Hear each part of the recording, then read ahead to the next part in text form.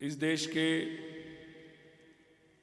वीर सपूत हनुमंतप्पा की वीर माता बसम्मा जी,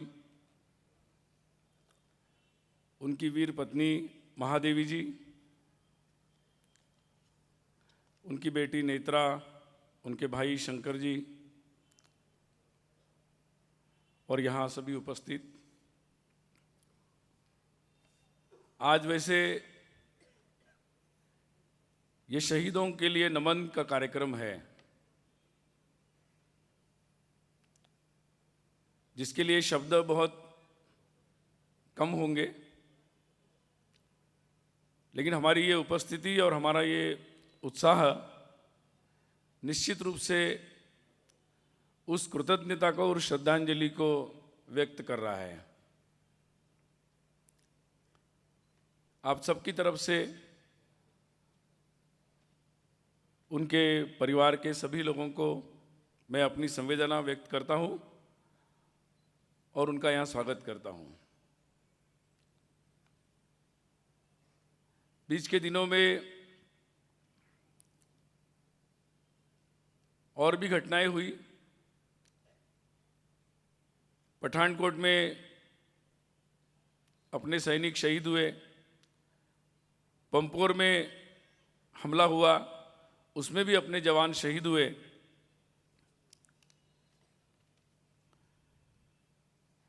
और यहाँ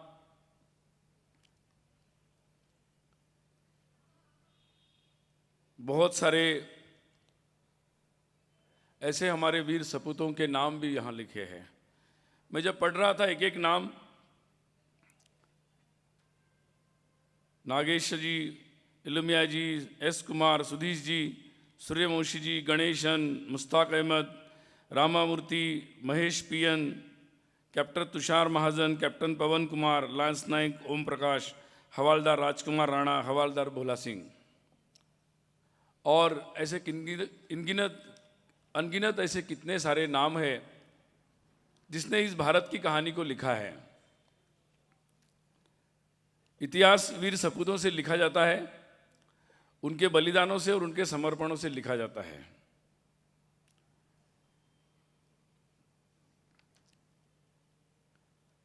जब मैं ये सारे नाम पढ़ रहा था तो मुझे अचानक स्मरण आया,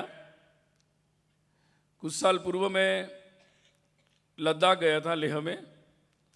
लद्दाख में आप भी कभी जाइए, लेह में एक स्मारक है, मेमोरियल है, शंकर जी शायद जानते होंगे।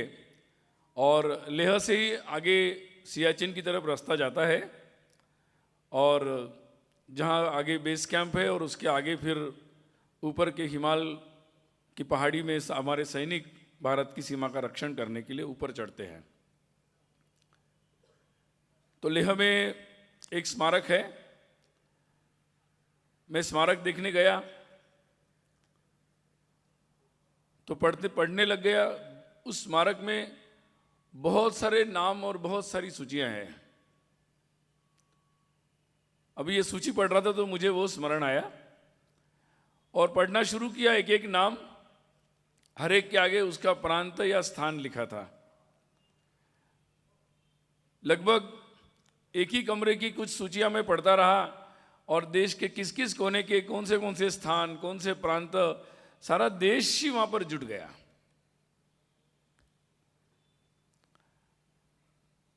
और ध्यान में आया कि देश के हर कोने से, हर प्रांत से, उसमें नागालैंड के भी जवान थे, उसमें मणिपुर के भी थे, उसमें केरल के भी थे, तमिलनाडु के भी थे, दक्षिण के थे, नागरकोइल से लेकर जम्मू कश्मीर के क्षेत्र से बहुत सारे ऐसे सैनिक थे जिनके नाम वहां पर लिखे थे। शायद उतने नाम हमको किसी को याद नहीं हो सकते, लेकिन उनका जो संदेश था वो मुझे लगता है याद करने योग्य था। और मुझे लगता है वो संदेश यही था कि जब वहां पर संकट होता है तो हम किसी एक प्रांत के, किसी एक क्षेत्र के, किसी एक जाति के नहीं होते, हम लोग देश के होते हैं। और आज भी जब ये कार्यक्रम की योजना हुई और जब मुझे बताया कि वीर हनुमंतप्पा जी के परिवार से सब लोग आने वाले हैं और जेएनयू में जो घटना हुई उसकी चर्चा करनी है, तो मैंने कहा और मेरे मन में विचार आया, एक वीर परिवार के सामने जो बलिदानी परिवार है उनके सामने मैं ये जेएनयू की घटना और उसकी चर्चा मैं कैसे कर सकता हूं। उनको इस बात का कितना दुख होगा कि जिस देश के लिए हमारे सैनिक बलिदान कर रहे हैं उस देश में भी कुछ ऐसी शक्तियां हैं जो हमारे विश्वविद्यालय में बैठकर इस तरह की बातें कर रहे हैं। लेकिन फिर मैंने सोचा इसमें दुख नहीं, संकल्प की ज्यादा जरूरत है, समझने की ज्यादा जरूरत है कि हमारी लड़ाई कितनी आवश्यक है। कुछ दिनों पूर्व मैंने एक किताब पढ़ी, उस किताब का नाम था will iron fence save the tree hollowed by the termites. मतलब साफ था कि किसी हमने पेड़ को समझो बहुत सारा लोहे का कंपाउंड भी लगा दिया और हम मान ले कि वो पेड़ अब सुरक्षित है, कोई जानवर उसको तोड़ेगा नहीं, लेकिन अगर उस पेड़ को दीमक लग जाए तो वो दीमक इस लोहे के कंपाउंड होने पर भी वो पेड़ सुरक्षित नहीं रह सकता। और इसीलिए हमें गर्व है कि हमारी देश की सीमाएं, उसकी रक्षा के लिए हमारे सैनिक, हमारी फौज बहुत मजबूत है। वो अपनी शक्ति से भी मजबूत है और अपने बलिदान और संकल्प से भी मजबूत है, और हमें उसके बारे में हम आश्वस्त हो सकते हैं। लेकिन महत्वपूर्ण बात है कि देश के अंदर ऐसी कौन सी शक्तियां हैं कि जो देश को कमजोर कर सकती है। कुछ दिनों पूर्व मैं बहुत बार नेपाल जाता हूं और नेपाल की सीमा पर जो प्रांत है वहां पर भी जाता हूं। कुछ दिनों पूर्व हमारे देश के कुख्यात कुछ आतंकवादी टुंड्रा और भटकल ये नेपाल की सीमा पर पकड़े गए और निश्चित रूप से आया नहीं कि वो नेपाल की सीमा पर कहां पकड़े गए। तो मैं जब और विस्तार से इस विषय में गया और बाद में बहुत सारे समाचार पत्रों में जो बातें उस एरिया में आई वो पढ़ी मैंने, तो बड़ा दुख हुआ, बहुत आश्चर्य लगा। क्योंकि आप में सब लोग यही सोचते हैं कि जब कोई आतंकवादी पकड़ा जा रहा है तो हमारी सरकारें और हमारे देश के जो लोग हैं, हमारी सरकारें, हमारी पुलिस, उसमें आगे बढ़कर उनमें कंपटीशन हो, एक प्रतिस्पर्धा हो कि भाई कौन उसको पकड़ेगा। लेकिन ये बड़ी दुख की बात थी कि हमारे सीमावर्ती जो प्रांत थे नेपाल की सीमा पर, बंगाल, उत्तर प्रदेश और बिहार, वहाँ की सरकारें और उनके पुलिस के मुखिया को उन्होंने ये बताया कि ये अरेस्ट तो होना चाहिए, लेकिन इसकी अरेस्ट हमारे प्रांत में मत दिखाइए, क्योंकि इससे हमारी राजनीति को धक्का पहुंच जाएगा। और ये एक बहुत ही दुखद पक्ष हमारे देश में आज तैयार हुआ है, और इस दुखद पक्ष की एक कहानी जेएनयू की कहानी है, जो आज एक देश में सबसे चर्चित विषय हो चुका है। देश के लोगों के लिए बहुत आश्चर्य था कि हमारे देश के प्रख्यात विश्वविद्यालय में इस तरह के देश विरोधी नारे कैसे लगाए जा सकते हैं। और बहुत संयोग भी बड़ा दुखद था कि जिस दिन वीर हनुमंतप्पा जी की शहादत हुई, उसी दिन रात को इस तरह का एक कार्यक्रम जवाहरलाल नेहरू विश्वविद्यालय के परिसर में आयोजित किया गया था।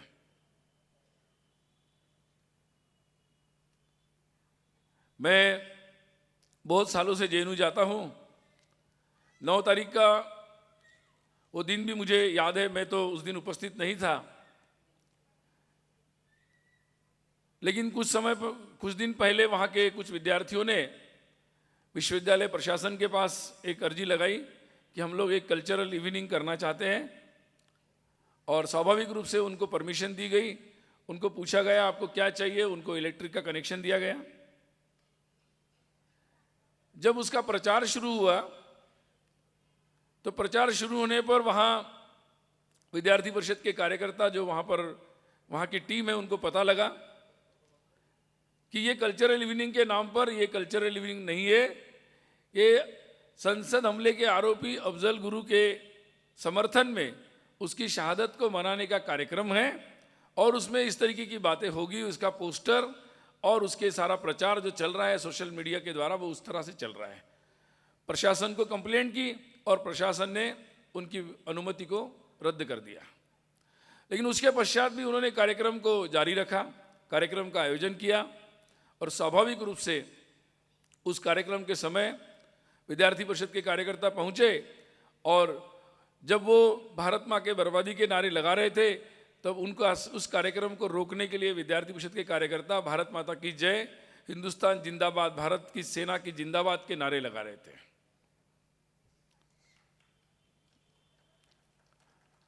और निश्चित रूप से ये बात अकेली कहानी हमें ध्यान में नहीं रहना चाहिए कि ये बात एक तरफा नहीं हुई।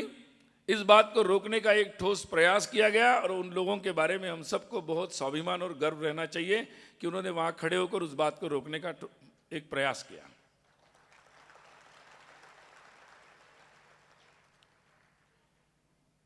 कुछ लोग आज भी कहते हैं कि ये बात बहुत छोटी थी, लेकिन शायद वो कार्यकर्ता इतने बड़े बड़े विश्वविद्यालय के बड़े बड़े विद्वानों से प्रभावित नहीं हुए थे, और इसलिए उन्होंने इस बात को बहुत बड़ी बात समझ लिया, और उन्होंने इस बात को पुलिस के पास कंप्लेंट की, उन्होंने इस बात को प्रशासन के पास कंप्लेंट की कि भाई इस पर कार्रवाई होनी चाहिए। और फिर बात मीडिया के पास भी आई, और पूरे देश को ये मालूम हुआ कि जवाहरलाल नेहरू विश्वविद्यालय में ऐसा भी एक समूह है, वो छोटा दिखने में है, लेकिन उसका प्रभाव और उसके पीछे कितने लोग हैं ये भी समझने की जरूरत है। और वो मैं मानता हूं कि ये अच्छा हुआ कि सभी पूरे देशवासियों को ये पता लगा कि हमारे देश के अंदर किस तरीके से दीमक के रूप में कुछ लोग काम कर रहे हैं। उस दिन के बाद हम सभी जानते हैं किस तरह से बहस प्रारंभ हुई, और आज भी वो बहस चल रही है। ये घटना वहां पर पहली बार नहीं हुई थी, ये घटना इसके पहले भी हुई थी। जब संसद हमले के अफजल गुरु को फांसी दी गई, उस दिन भी वहां पर जेएनयू में उसके समर्थन में नारे लगाए गए थे, उसका भी विरोध किया गया था, लेकिन जेएनयू प्रशासन ने उसको गंभीरता से नहीं लिया था। 8 फरवरी 2014 को भी ऐसा कार्यक्रम हुआ था, 11 फरवरी 2015 को भी ऐसा कार्यक्रम आयोजित किया गया था, जिसका भी विरोध किया गया था और जिसके तथ्य भी मीडिया के पास दिए गए थे।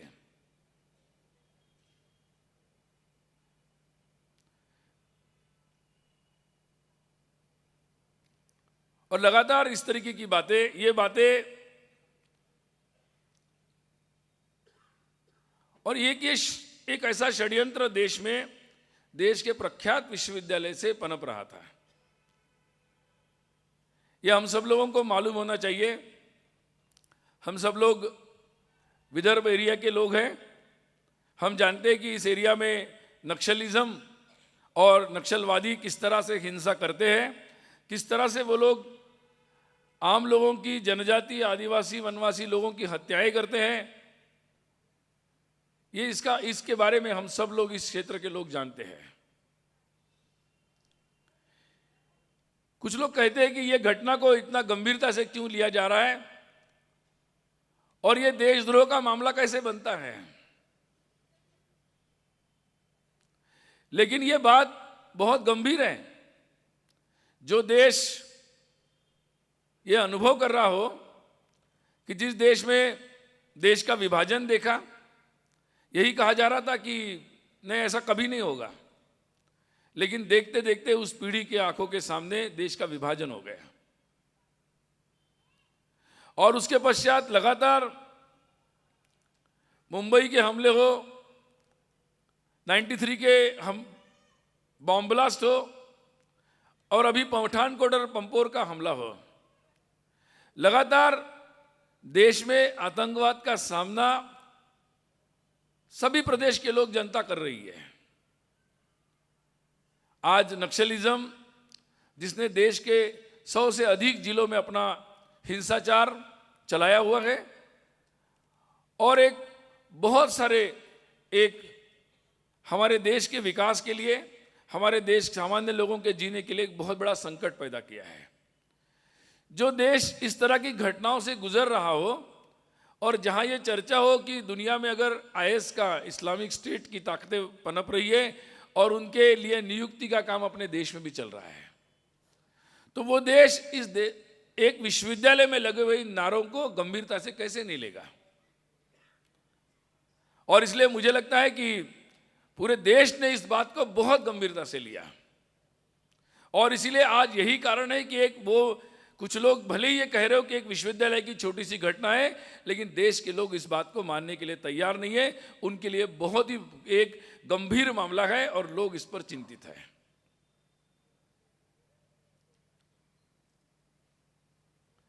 कौन क्या पढ़ाता है, शिक्षक को छूट है, वो अपने विद्यार्थियों को कैसे पढ़ाता है, विश्वविद्यालय में, स्कूल में क्या पढ़ाता है, इसके लिए उसको छूट है।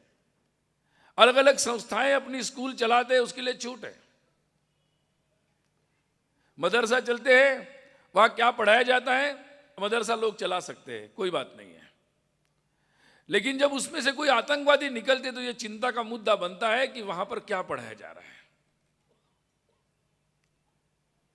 विश्वविद्यालय में अगर ऐसे विद्यार्थी निकलते हैं कि जो देश विरोधी नारे लगाते हैं, भारत की बर्बादी के नारे लगाते हैं, ये समझना बहुत जरूरी है कि देश के विश्वविद्यालय में, क्लासरूम में और क्लास के बाहर ऐसा कौन सा माहौल है, ऐसी कौन सी शिक्षा दी जा रही है, ये समझना बहुत जरूरी है।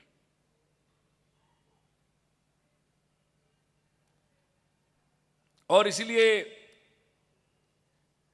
ये जेएनयू के उस घटनाक्रम के साथ साथ ये बातें कहां से आ रही है, क्यों आ रही है, इसको समझना जरूरी है।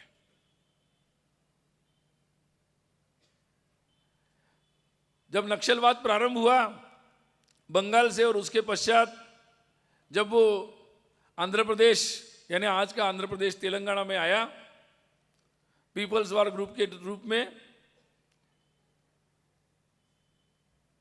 तो इसी तरीके से विश्वविद्यालय के कुछ प्राध्यापक, उन्होंने अपने क्लासरूम के द्वारा उनके लिए नेता और कार्यकर्ता तैयार करने के लिए, जो देश के विरोध में जिनकी मानसिकता बनेगी, देश की व्यवस्था को उखाड़ने की मानसिकता बनेगी, इस तरीके के षड्यंत्र को प्रारंभ किया।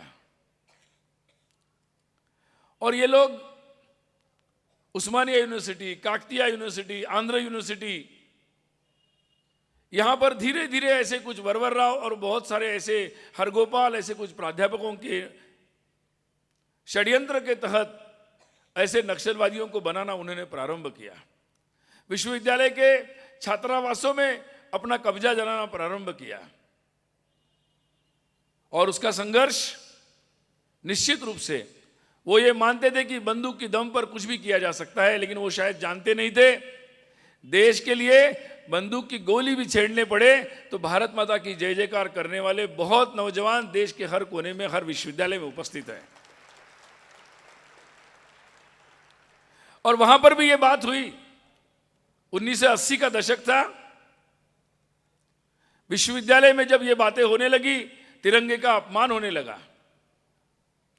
15 अगस्त 26 जनवरी को झंडा वंदन नहीं किया जाएगा, ऐसी बातें कैंपस में होने लगी, उसका और शस्त्र के आधार पर, हिंसा के आधार पर उस बात को उठाया जाने लगा, लोग डरने लगे। तब ऐसे ही नौजवान वहां निकल के आए और उन्होंने कहा कि नहीं, भारत माता की जय, हम लोग इसका संघर्ष करेंगे। सामा जगनमोहन रेड्डी ये विश्वविद्यालय का ऐसा ही एक विद्यार्थी था वारंगल में, और जिसने कहा कि नहीं, 15 अगस्त को तिरंगा लगाया जाएगा। उसने ये हिम्मत पाई थी, वो विद्यार्थी परिषद का कार्यकर्ता था। उसने कहा कि मैं इसके लिए संघर्ष करूंगा। तिरंगा लगाया गया और इन लोगों ने, इन्हीं नक्सलवादियों ने तिरंगा फाड़ दिया गया। उन्होंने कहा कि नहीं, मैं डरूंगा नहीं। उन्होंने फिर से तिरंगा लहराया और पुलिस में कंप्लेंट की। जब कोर्ट में केस चली और उनको धमकी दी गई थी, उन्होंने कहा कि नहीं, मैं कोर्ट में साक्ष्य दूंगा। जब कोर्ट में साक्ष्य देकर बाहर निकले तो उनकी बहुत निर्घुण तरीके से हत्या कर दी गई। लेकिन कोई डरने वाला नहीं था। यह सिलसिला चलता रहा। लगभग 32 से ज्यादा कार्यकर्ता, उधर से हिंसा थी, इधर से अहिंसक, लेकिन संकल्प बहुत मजबूत पहाड़ जैसा था। एक के बाद एक कई कार्यकर्ता शहीद हुए। दुख था लेकिन संकल्प मजबूत था। और आज Osmania university, Kakatiya university, Andhra university, वहाँ के विश्वविद्यालयों से इनको जो रिक्रूटमेंट मिलती थी वो समाप्त हुई। और आज इसीलिए आंध्र प्रदेश और तेलंगाना के क्षेत्र में नक्सलवाद का आंदोलन और उनका जो देश विरोधी आंदोलन ठंडा पड़ गया है।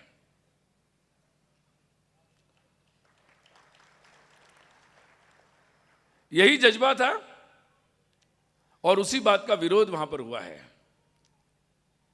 अर्बन नक्सलिज्म के नाम पर इस देश के विरोध में not by ballot but by bullet, ऐसे ये एक षड्यंत्र अपने देश में चल रहा है जो हमारे देश के विश्वविद्यालयों में पहुंचकर हमारे देश के ही लोगों को एक बरगला कर उल्टी दिशा में ले जाने का काम कर रहा है। वहां ऐसे प्राध्यापक है, कुछ लोग हैं जो लोग अपने क्लासरूम में इस देश के इतिहास को, गौरव को समाप्त करते हैं। और ये एक ताकत आजादी के पश्चात अपने देश में विश्वविद्यालय में पहुंच गई और उनका ये हमारे देश में ऐसा एक माहौल बना कि राष्ट्रवाद का जो अर्थ है, नेशनलिज्म जो एक शब्द है, राष्ट्रवाद या देशभक्ति, इसको विपरीत अर्थ में समझाना वहां पर प्रारंभ हुआ कि अगर आप ज्यादा राष्ट्रवादी है तो शायद आप हिटलर जैसे हो जाएंगे। अगर यूरोप में और पश्चिम के देशों में राष्ट्रवाद का अर्थ उनके डिक्शनरी में और उनके इतिहास में शायद उल्टा हो सकता है, लेकिन अपने देश में राष्ट्रवाद या देशभक्ति का मतलब विपरीत नहीं है, वो समर्पण है, वो देश के लिए बलिदान है और वो दूसरे देशों के लिए संकट नहीं है। हो सकता है कि वहां का राष्ट्रवाद ये हो कि अगर आप एक देश है तो आपका राष्ट्रवाद अगर चलना है तो दूसरे देश को समाप्त होना पड़ता होगा, क्योंकि वो स्ट्रगल फॉर एग्जिस्टेंस और सर्वाइवल ऑफ फिटेस्ट की थ्योरी पर चलते हैं। एक को रहना है तो दूसरे को समाप्त होना है। अगर कालों को रहना है तो गोरों को समाप्त होना है, गोरों को रहना है तो कालों को समाप्त होना है। और इसी आधार पर जो विचार तैयार हुआ, आज उन्हीं स्कूलों से, वहीं से पढ़ कर जो ब्रिटिशों के समय शिक्षा प्रारंभ हुई, उसमें और एक नया विष हमारे वामपंथी जो थे, मार्क्स पुत्र, इन लोगों ने उस शिक्षा में ये डाल दिया। और आज भी सरकारी पैसे से सरकारी संस्थानों में बैठकर इसी तरीके के विचारों को हमारी शिक्षा में परोसा जा रहा है। और ये बात इसलिए महत्वपूर्ण है कि नारे को एक आइसोलेशन में या अलग से देखना नहीं चाहिए, वो भूल होगी हमारी। और कुछ लोग अपनी इस बात को, गलत बात को छुपाने के लिए बहुत सारे बौद्धिक भ्रम फैलाने का प्रयास कर रहे हैं। ये जो धारा प्रारंभ हुई, इस धारा ने पहले से इस राष्ट्र को ही नकारा कि ये कोई राष्ट्र ही नहीं है, ये राष्ट्र का कोई गौरवपूर्ण इतिहास ही नहीं है, इस राष्ट्र के पास दुनिया को देने के लिए कुछ नहीं है। इस तरह की धारा को लेकर एक पूरा शिक्षा का गठन करने का प्रयास अपने देश में चला। और जब जब भी इसमें बदलाव करने का प्रयास किया गया, उसको भगवाकरण के नाम पर उसको एक बदनाम करने का प्रयास किया गया। और मैं आपको ये बताना चाहता हूं कि फ्रीडम ऑफ एक्सप्रेशन की बात हो रही है। फ्रीडम ऑफ एक्सप्रेशन निश्चित रूप से विश्वविद्यालयों को एकेडमिक स्वायत्तता होनी चाहिए। हमारे संविधान ने हम लोगों को वो अधिकार दिया है, लेकिन जेएनयू और ऐसे कुछ विश्वविद्यालयों में इस अधिकार का दुरुपयोग करते हुए ऐसे सेमिनार्स सरकारी पैसे से, आईसीएसएसआर के पैसे से, आईसीएचआर के पैसे से, ये जो हमारी अलग अलग अखिल भारतीय स्तर की संस्थाएं हैं, उनके पैसे से सेमिनार, गोष्ठियाँ, पुस्तकों का पब्लिकेशन और विदेशों में जाकर उन सेमिनारों में भारत के जो कमियां हैं या भारत के विपरीत इतिहास को रखने का लगातार प्रयास चला। उसी के किताबें बनाई गई और उसी के आधार पर अपने ही शिष्यों को जो इस तरह के विपरीत विचार रखते हैं, उन्हीं को अपने प्राध्यापकों के नियुक्तियों में उनको भी लाना और उसके आधार पर एक जेएनयू को इस तरीके का गढ़ बनाने का प्रयास किया गया कि जिसमें केवल एक ही विचार चलेगा। ये फ्रीडम ऑफ एक्सप्रेशन की बात करते हैं, लेकिन आप जेएनयू में जाकर आपको समझ में आएगा कि यहाँ इस्टेब्लिशमेंट मतलब एक वामपंथी विचार है और बाकी जो राष्ट्रवादी विचार है वो एक डिसेंट विचार है, वो एक स्वाधीन विचार है जिसको वहाँ रहने के लिए मौका नहीं है। और अगर कोई संघर्ष वहाँ पर हुआ है तो उस बात को, उस इस्टेब्लिशमेंट को जो इस देश में चलाया जा रहा है, जो देश के स्वाभिमान को नकारता है, देश के गौरवपूर्ण इतिहास को नकारता है, उसको चैलेंज किया गया है। और ये चैलेंज बहुत महत्वपूर्ण है। एक बात और, जेएनयू के अगर कार्यक्रमों को आप देखेंगे तो आपको समझ में आएगा। आजकल मीडिया में भी बहुत आ रहा है, आप लोग भी पढ़ रहे होंगे। वहाँ पूरा देश जब दुर्गा पूजा मनाता है तो कुछ सालों से वहाँ पर महिषासुर दिवस मनाया जा रहा है, वैसे पोस्टर लगाए जा रहे हैं, उसका विरोध किया गया। वहाँ युवाओं ने, जैसे आज यहाँ युवाओं की समिति बनी, जेएनयू के युवा कुछ सालों से दुर्गा महोत्सव वहाँ पर करते हैं। बहुत सारे विद्यार्थी आते हैं, फिर भी भ्रमित करने का प्रयास किया जा रहा है। वहाँ पर जब मकबूल भट्ट को फांसी हुई, उसके लिए वहाँ दिन मनाने का प्रयास किया गया। याकूब मेनन को फांसी दी गई, उसका भी विरोध वहाँ पर किया गया। जब छत्तीसगढ़ में 76 जवान नक्सली हमले में मारे गए तो उस दिन भी उसको वहाँ पर सेलिब्रेशन आयोजित किया गया। और आपको लेकिन अच्छा लगेगा सुनकर कि उस कार्यक्रम में बहुत सारे लोग तो नहीं आए, लेकिन दूसरे दिन जब विद्यार्थियों ने मिलकर उनके सम्मान में, शहीदों के सम्मान में कार्यक्रम आयोजित किया, तो उसी जेएनयू कैंपस में 2000 से ज्यादा विद्यार्थी रास्ते पर निकल कर आए। इसलिए निराश होने की कोई बात नहीं है। जिस तरह से हनुमंतप्पा देश की सीमा पर लड़ रहे हैं, वैसे इस देश में भारत का सम्मान को स्थापित करने के लिए वहां पर भी विद्यार्थी जो राष्ट्रवादी सोच रखते हैं वो लड़ रहे हैं। कल मैं कैंपस में था, कल रात को जेएनयू कैंपस में एक सभा का आयोजन किया गया था और जनरल जीडी बख्शी जी, जिनको हम लोग जानते हैं, जीडी बख्शी जी और सेना के निवृत्त बहुत वरिष्ठ ऐसे 9 अधिकारी जेएनयू कैंपस में आए थे। और कल रात का दृश्य बहुत अच्छा था। वामपंथी भी अपनी सभा कर रहे थे, उसमें शायद 100 से भी कम लोग थे और जीडी बख्शी जी को सुनने के लिए और भारतीय सेना जिंदाबाद करने के लिए 500 से ज्यादा विद्यार्थी रात को 7 बजे जेएनयू कैंपस में आए थे। और इसीलिए निश्चित रूप से चित्र बदलेगा। ये एक षड्यंत्र है, इसीलिए ये लड़ाई केवल जेएनयू कैंपस की या वहां के विद्यार्थियों की नहीं है, पूरे देश की है। हमारे देश में ऐसा एक गठजोड़ अभी बन रहा है कि हमारे देश में, समाज में कुछ कमियां हैं, उन कमियों का उपयोग करते हुए देश के विरोध में आंदोलन खड़े करने का प्रयास किया जा रहा है। वो चाहे हैदराबाद सेंट्रल यूनिवर्सिटी हो, वो जवाहरलाल नेहरू विश्वविद्यालय हो, और भी कुछ ऐसे विश्वविद्यालय है, वहां पर भी ऐसे प्रयास चल रहे हैं, उसका भी विरोध किया जा रहा है।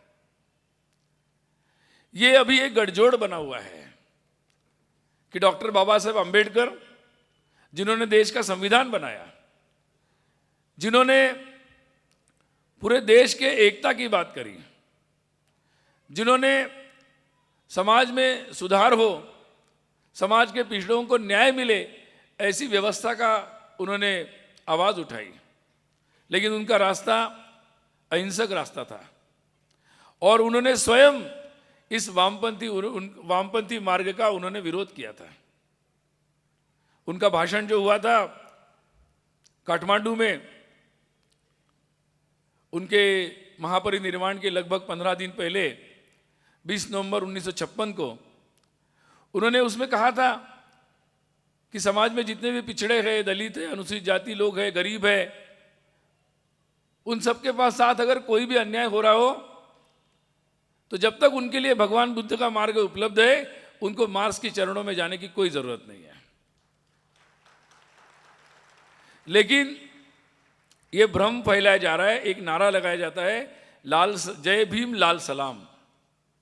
जेएनयू में यह भी एक नारा लगाया जाता है और डॉक्टर बाबा साहेब अंबेडकर के नाम पर इस तरीके से लोगों को एक भ्रम फैलाकर लोगों को देश के विरोध में खड़ा करने का प्रयास किया जा रहा है।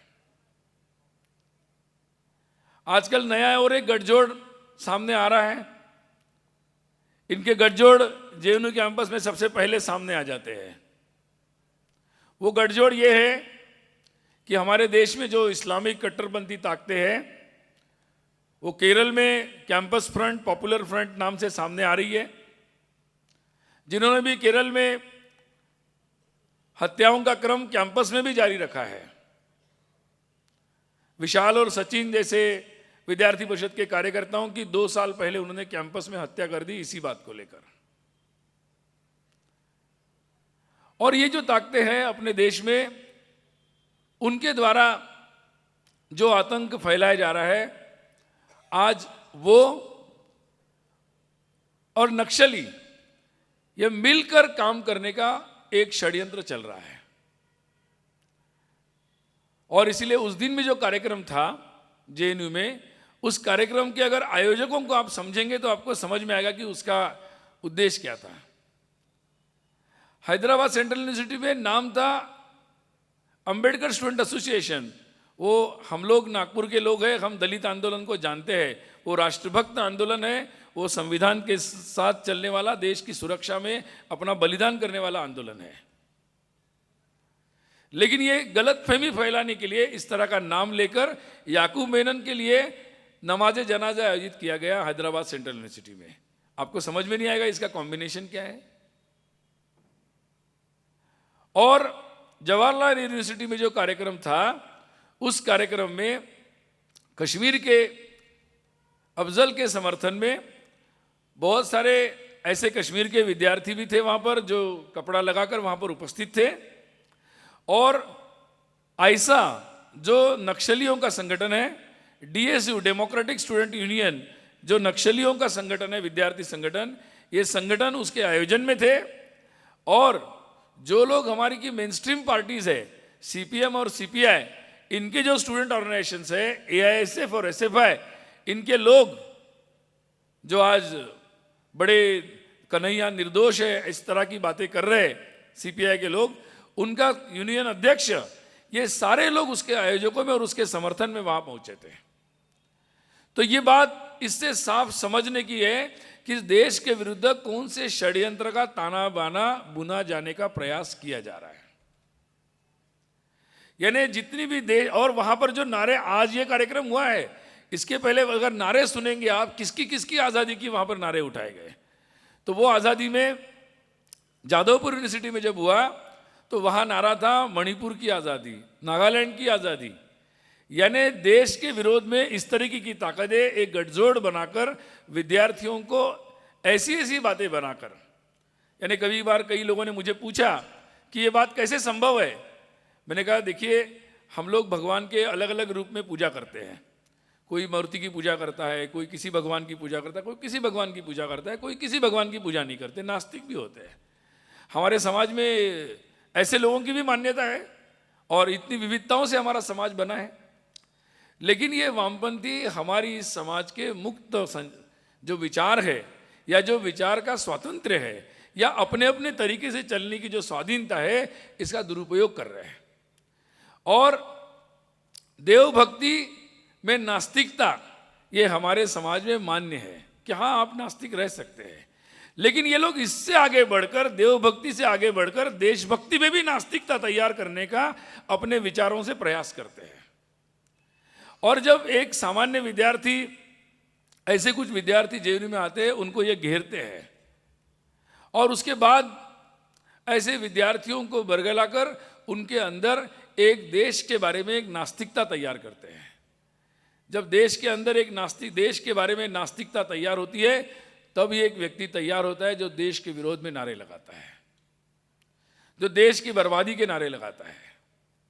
और इसलिए हमारे देश में कट्टरपंथी इस्लामिक ताकतें जिस तरीके से आतंकवाद फैलाकर ऐसे युवाओं को भ्रमित करती है कि जो देश के विरोध में जाएं, और दूसरी हमारे देश में नक्सलवादी ताकत है कि जो लोग ऐसे देश के युवाओं को, कभी वो ह्यूमन राइट्स के नाम पर चलते हैं, कभी दलितों के अधिकारों के नाम पर चलते हैं, कभी फेमिनिज्म का नाम लेकर चलते हैं, कभी इस तरीके के फ्रीडम ऑफ एक्सप्रेशन के नाम लेकर चलते हैं।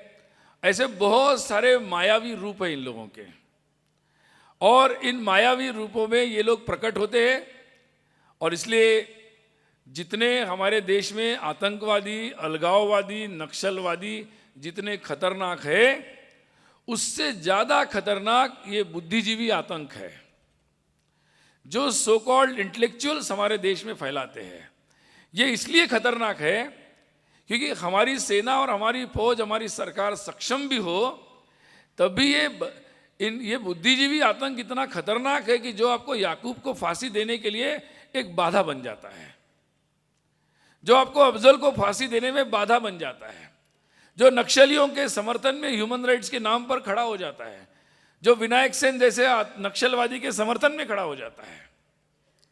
और इसलिए हमारी सरकारें और हमारी फौज, हमारी सेना, हमारे वीर सपूत, ये सारे लोग इन नक्सलवादी, आतंकवादी, अलगाववादियों से निपटने के लिए सक्षम है।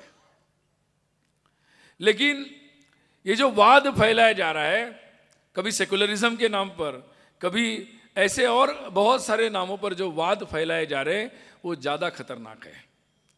और मुझे लगता है कि इनका सामना की जिम्मेदारी हमारी सेनाएं या सरकारों की केवल नहीं हो सकती, तो ये जिम्मेदारी पूरे समाज की है।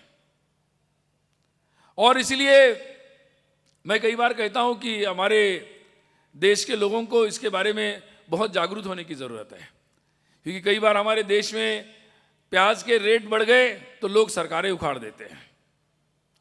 लेकिन मुझे लगता है कि अब देखने की ज़रूरत है कि हमारे बच्चों को स्कूल में, कॉलेज में क्या पढ़ाया जा रहा है, क्योंकि जो जेएनयू के सेमिनार में होता है वो बाद में हमारे कोर्स में आता है, वो स्कूलों में आता है, स्टेट में आता है, हमारे शहर में चलने वाली एक नर्सरी में वो उस तरीके से पढ़ाया जाता है, क्योंकि बड़े बड़े रिसर्च के नाम पर ये बातें की जाती है। और इसलिए हमारे देश के लोगों को ये जानने की ज़रूरत है कि क्या पढ़ाया जा रहा है, कैसे पढ़ाया जा रहा है। कभी कभी बड़ा आश्चर्य लगता है, मैं कई बार विश्वविद्यालय में जाता हूँ तो मैं उनको कहता हूँ कि भाई, नेपोलियन की तलवार तो हमें किताबों में मिल जाती है, अलेक्जेंडर की भी तलवार किताबों में मिल जाती है, लेकिन बाजीराव की तलवार के लिए फिल्म देखने के लिए देखना पड़ता है, वो किताबों में नहीं मिलती वो तलवार। और इसीलिए ये जो एक बहुत ही विरोधाभास तैयार किया गया है और बड़ी ताकत से तैयार किया गया है, इसको रोकने की ज़रूरत है। ये प्रश्न उठाने की ज़रूरत है कि हाँ, भारत को भारत की शिक्षा चाहिए, हमारे देश के नौजवानों को वो शिक्षा चाहिए जिससे उनके अंदर देश के प्रति स्वाभिमान जागृत हो, उनको पता चले कि हमारे वीर पुरुष कैसे थे, हमारे महापुरुष कैसे थे, हमारे देश ने दुनिया के लिए क्या दिया। और वो आज हमारे किताबों में, हमारी स्कूलों में, हमारे कॉलेज में, हमारे विश्वविद्यालयों में, हमारे रिसर्च में आने की बहुत ज़रूरत है। अभी हम लोग लिस्ट लेकर आने वाले हैं कि जेएनयू में कैसे टॉपिक्स पर रिसर्च किया जाता है, कैसे कैसे टॉपिक रहते हैं जो देश को ही चैलेंज करते हैं। मतलब वो भारत की एकता अखंडता को ही चैलेंज करते हैं, भारत की संस्कृति को चैलेंज करते हैं। और इसीलिए आज मुझे लगता है कि ये तथ्य जानना पूरे देश के लिए ज़रूरी है। इसको एक महज कुछ विद्यार्थियों ने लगाए हुए नारे या केवल पुलिस की कार्रवाई या विश्वविद्यालय की कार्रवाई या कोर्ट उनको क्या सज़ा देता है, ये जितना महत्वपूर्ण है उससे ज़्यादा महत्वपूर्ण है ये उनके भरोसे नहीं छोड़ना चाहिए। तो पूरे देश को, एक एक नागरिक को अपने देश की हिफाजत अगर करनी है, और हमारे विश्वविद्यालयों से ऐसा एक भी विद्यार्थी नहीं निकलना चाहिए। विश्वविद्यालय बनाए इसलिए जाते हैं कि जहाँ से विद्यार्थी आए, स्कूल में, कॉलेज में देश की बातें समझे, देशभक्ति उसके अंदर आए, समाज के लिए आत्मीयता आए, और वो ये संकल्प लेकर निकले कि मैं देश की सेवा के लिए निकलूंगा। और ऐसे 10 नहीं, एक भी व्यक्ति नहीं निकलना चाहिए जो देश के बारे में ऐसी दुर्भावना रखता हो। ये बहुत जरूरी है। और इसीलिए ये जानना बहुत ज़रूरी है कि हमारी स्कूल और कॉलेज में क्या पढ़ाया जाएगा, ये प्रश्न उठाने की ज़रूरत है। ये केवल राजनीति का और टीवी डिबेट्स का मुद्दा नहीं होना चाहिए कि कौन राजनीतिक रूप से कौन भगवाकरण कर रहा है, कौन क्या कर रहा है। ये केवल राजनीति का और टीवी डिबेट का मुद्दा सीमित रहेगा तो हम अपने नई पीढ़ी को अच्छी शिक्षा नहीं दे पाएंगे। और इसलिए जानना, ये समझना, इस पर प्रश्न उठाना ये बहुत ज़रूरी है।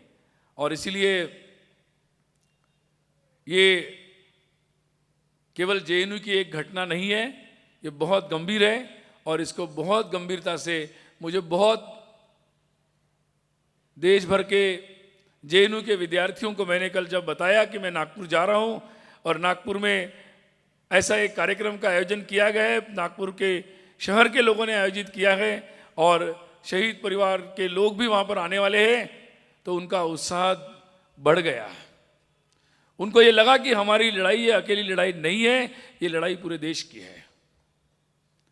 मैं एक ही बात कहना चाहता हूँ, कभी कभी भले ये लोग विश्वविद्यालय में बैठे हो, बड़े बड़े प्रोफेसर कुछ लोग बैठे हो, लेकिन आपको एक बात मैं बताना चाहता हूँ कि वहाँ 500 प्राध्यापक है लगभग, और वहाँ की शिक्षक यूनियन जो है, टीचर्स यूनियन, उन पर भी शर्म आती है कि टीचर्स यूनियन में ऐसे जिन्होंने देश के विरोध में नारे लगाए, उनके समर्थन में अपने विद्यार्थियों को क्लासरूम से निकाल कर रैली में ले जाने का दबाव बनाया, उन पर करियर बिगाड़ने का दबाव बनाया और उनको साथ में लाया और इन विद्यार्थियों के समर्थन में वो खड़े हुए। उन्होंने यूनिवर्सिटी को स्ट्राइक करने की धमकी दी। इनकी संख्या लगभग होगी ऐसे 100 से ज़्यादा प्राध्यापक निकल कर आए, और वो लोग आज Jawaharlal Nehru university teachers association के अध्यक्ष और सेक्रेटरी भी है, पदाधिकारी है। दुर्भाग्य है ये, लेकिन एक शुभ संदेश भी है। मैं उस दिन विश्वविद्यालय में गया और ऐसे शिक्षकों को बुलाया। पहले बार 13 शिक्षक केवल आए जिन्होंने कहा कि हम हिम्मत के साथ इनका विरोध करेंगे, हम स्ट्राइक में इनका विरोध करेंगे जाकर। और आपको सुनकर बहुत अच्छा लगेगा कि टीचर्स आने से पहले ही जो ये लोग वामपंथी लोग सर्वहारा की बात करते हैं, लेकिन उस कॉलेज के, उस यूनिवर्सिटी के जो कर्मचारी है, क्लास 4 से लेकर क्लास 3, क्लास 2, सभी जो कर्मचारी यूनियंस है, सभी क्लास 3, क्लास 4, सभी कर्मचारी यूनियंस ने टीचर्स के स्ट्राइक का विरोध किया। उन्होंने इस घटना का निषेध किया और उन्होंने पहला झंडा उठाया कि नहीं, हम उन विद्यार्थियों के साथ है कि जिन्होंने देश राष्ट्र विरोधी नारों का विरोध किया है। और ये यूनिवर्सिटी बंद नहीं होगी, यूनिवर्सिटी चलेगी, हर क्लासरूम खोली जाएगी, हर लैब खोली जाएगी। इसलिए मैं कहता हूं कि आप सब लोगों को उनको बधाई देना चाहिए। और उसके पश्चात फिर उनसे प्रेरित होकर, और ये सर्वहारा की बात करते हैं, लेकिन उनका सबसे पहला विरोध उसी कर्मचारी यूनियन ने किया जिनकी ये लोग बातें करते रहते, जिनके आधार पर राजनीति करते रहते हैं। और बाद में शिक्षकों की तादाद भी बढ़ती चली गई और टीचर्स के कॉन्फ्रेंस में जाकर 35 शिक्षकों ने जाकर इसका विरोध किया और उन्होंने कहा, ये डर गए कि टीचर्स यूनियन भंग हो जाएगी और उस कारण से टीचर्स ने अपना स्ट्राइक दूसरे दिन ही वापस ले लिया।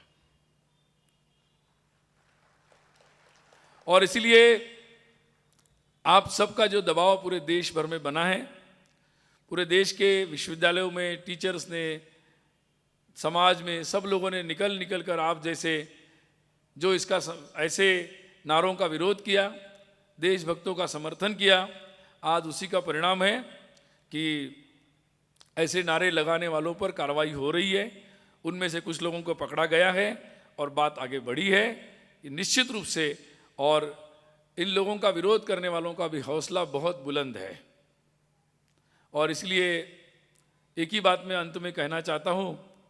सबसे पहले तो पुनः एक बार मैं शहीद परिवार से जो लोग आए हैं, वीर माता बसम्मा जी, महादेवी जी, शंकर जी, सभी लोगों को मैं प्रणाम करता हूँ। और आज जो ये कार्यक्रम आयोजित किया वो बहुत ही एक सही समय पर और सही उद्देश्य से ये कार्यक्रम आयोजित किया गया, इसलिए निश्चित रूप से, और आप लोगों ने आयोजकों का उत्साह बढ़ाया, इसके लिए आपको भी मैं बहुत कृतज्ञता व्यक्त करता हूँ कि आज इसकी ज़रूरत है देश के लिए। और एक बात बोलना चाहता हूँ कि ये लड़ाई राजनीतिक नहीं है।